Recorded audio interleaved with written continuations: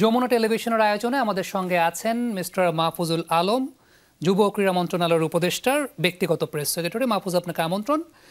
আমার প্রশ্নটা আপনার কাছে খুব স্পেসিফিক, সাকিব আল হাসানকে নিয়ে। সাকিব আল হাসান, তার এগেনস্টে একটা মামলা আছে, তবে এটাও সত্য যে অপরাধ প্রমাণিত না হওয়া পর্যন্ত কিন্তু কেউ অপরাধী না। আমার স্পেসিফিক কোয়েশ্চেনের জায়গাটা হচ্ছে, তাহলে সাকিব আল হাসানের বাংলাদেশে ক্রিকেট খেলতে বাধাটা কোথায়, ক্রিকেটার সাকিব আল হাসানের, এবং বাংলাদেশ সরকার কি এক্ষেত্রে সাকিব আল হাসানকে কোনো সহযোগিতা করেছে কিনা?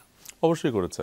মানে এখানে সরকারের তরফ থেকে মানে কোনো ধরনের বাধা কিংবা বিপত্তির সৃষ্টি করা হয়নি, বরঞ্চ মানে আমি যদি বলি যে মানে গভর্নমেন্ট স্টেক নানান অ্যাঙ্গেলে সাকিব আল হাসানের সঙ্গে কথা হয়েছে, তিনি যোগাযোগ করার চেষ্টা করেছেন এবং সেই যোগাযোগে সরকারের তরফ থেকে যে যে জায়গাগুলোতে তিনি যোগাযোগ করার চেষ্টা করেছেন, স্পেশালি যদি আমি যুব ক্রীড়া মন্ত্রণালয়ের কথা বলি এবং আমাদের সম্মানিত উপদেষ্টা জনাব আসিফ মাহমুদ সজীব ভূঁইয়া তার কথা বলি, তিনি তার সঙ্গে যোগাযোগের চেষ্টা করেছেন এবং আমাদের মাননীয় উপদেষ্টা তার সঙ্গে কিন্তু মানে তিনি যে বিষয়গুলো অ্যাড্রেস করতে চেয়েছেন সেই জায়গাগুলোতে তিনি রেসপন্ড করেছেন এবং তিনি যে যে জায়গাতে মানে সহযোগিতা চেয়েছিলেন সাউথ আফ্রিকা সিরিজের আগে, সেই জায়গাগুলো তিনি কিন্তু নিশ্চিত করে দিয়েছিলেন। তার তরফ থেকে যেটা আসলে বলা হয়েছিল যে দেশে ঢোকা এবং দেশ ত্যাগ করার ক্ষেত্রে যাতে তার কোনো ধরনের মানে কোনো ধরনের বিপত্তিতে তিনি আসলে না পড়েন। এখন ব্যাপার হচ্ছে যে আপনি যেটা প্রথমেই আসলে বললেন যে আইনি কোনো জটিলতা যদি না থাকে, এখানে তো আসলে বিপত্তিতে পড়ার আসলে কিছু নাই। না, অপরাধ প্রমাণ না হওয়া পর্যন্ত তো কেউ অপরাধী প্রমাণ না না হলে তো আসলে আপনার এগেইনস্টে মানে সেখানে আপনার ওরিড হওয়ার আসলে কোনো কিছু নাই।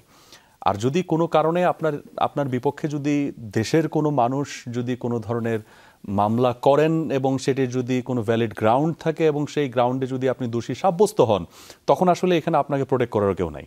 এটা খুব সিম্পল হিসাব। এখন সেই জায়গাটা ক্যালকুলেশনের দায়িত্ব আসলে সাকিব আল হাসানের নিজের, যে তার এমন কোনো কিছু আছে কিনা যে তিনি দেশে আসলে তার বিপক্ষে মামলা করার জন্য 10 জন মানুষ রেডি থাকবেন, কারণ তার অনেক ব্যবসায়িক প্রতিষ্ঠান ছিল, সেখান থেকে অনেক ধরনের সংবাদ প্রকাশিত হয়েছে, সেখানে অনেকের অসন্তুষ্টির কথা আমরা জেনেছি এবং ব্যবসায়িক দিক থেকেও নানান অ্যাঙ্গেল থেকে তাকে নিয়ে অনেক ধরনের সমালোচনা হয়েছে। সেই অ্যাঙ্গেল থেকে কেউ আসলে তার বিপক্ষে কোনো মামলা করবেন কিনা এবং সেখানে তিনি ফাঁসবেন কিনা সেটা তিনি ভালো জানেন।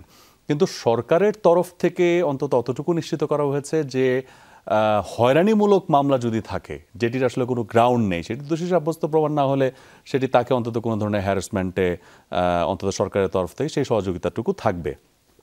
আর দ্বিতীয়ত হচ্ছে সিকিউরিটির প্রসঙ্গে আসেন।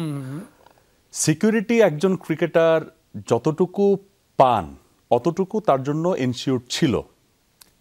এখন তিনি যে এক্সট্রা সিকিউরিটিটা চাচ্ছেন সেই জায়গাতে আসলে আপনি মানে আপনি আমাকে একটু বলেন যে এক্সট্রা সিকিউরিটি আসলে কোনোভাবে এনশিওর করা সম্ভব কিনা, যেটা আসলে আমরা 5 অগস্টের ক্ষেত্রে দেখলাম। তৎকালীন যিনি প্রধানমন্ত্রী ছিলেন তাকেও তার আশপাশ যে সিকিউর ছিল সেই সিকিউরিটিও তো আসলে তাকে এই দেশে রাখতে পারেনি, তাকে আসলে মানে পালিয়ে যেতে হয়েছে।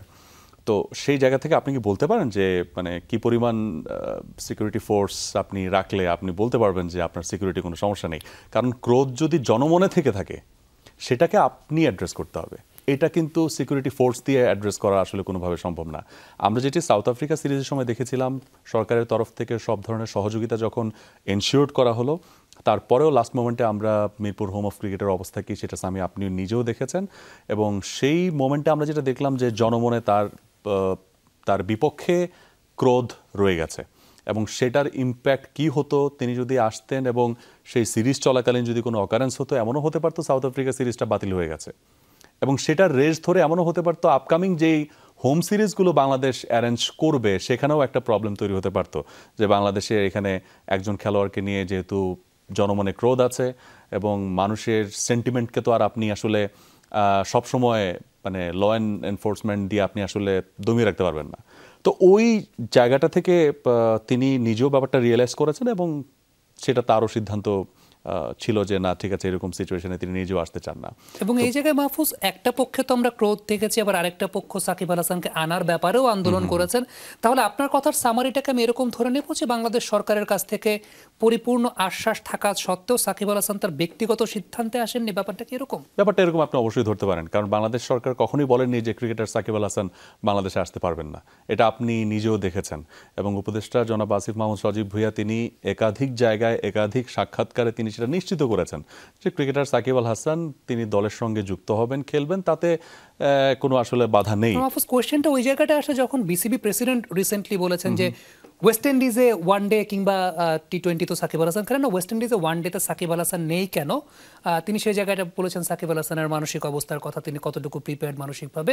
সেখানে একটা কথা আসছে যে এই জায়গায় বাংলাদেশ সরকারের কোনো একটা হস্তক্ষেপ আছে কিনা সাকিব আল হাসানকে খেলতে না দেওয়ার ব্যাপারে, এরকম কোনো ব্যাপার কি আসলে আছে? না না, ক্রিকেটার সাকিব আল হাসান তিনি বোর্ডের সঙ্গে তিনি তো এর আগেও তো খেললেন, তিনি তো পাকিস্তান সিরিজও খেললেন, ইন্ডিয়া সিরিজও খেলেছেন, ইন্ডিয়া সিরিজও তিনি খেলেছেন। তো সেই জায়গা থেকে ফলোড বাই উইন্ডিজ, মানে এখানে তো আমি কোনো আসলে জটিলতা দেখি না এবং মিনিস্ট্রির তরফ থেকে তো এমন কোনো কিছু আসলে কোনো চিঠি কি আপনারা পেয়েছেন যে ক্রিকেটার সাকিব আল হাসানকে দলে নেওয়া না হোক, এমন কোনো কিছু তো আসলে অব্লিগেশনস নেই।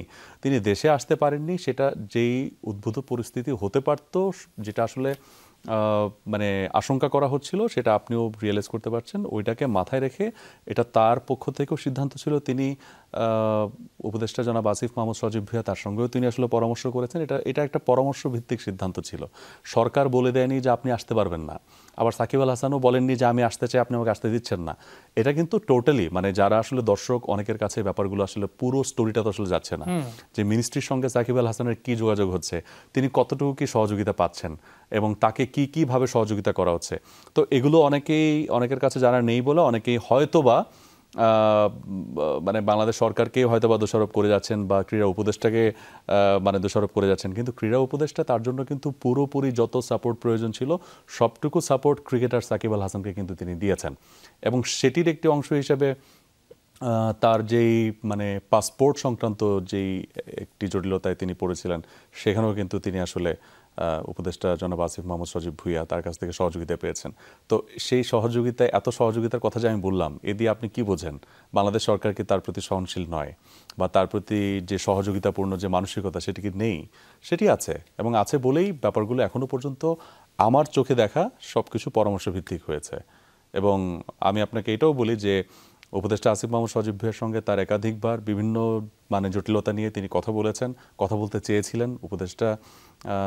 মাননীয় উপদেষ্টা তার সঙ্গে কথা বলেছেন, রেসপন্ড করেছেন, তার যে প্রবলেমসগুলো আছে সেগুলোকে অ্যাড্রেস করেছেন, সহযোগিতা করেছেন। কখনো যদি সাকিব আল হাসান এই বিষয়ে কথা বলেন, তাকে যদি গণমাধ্যমে এই প্রশ্নগুলো করে, তিনি অস্বীকার করবেন না।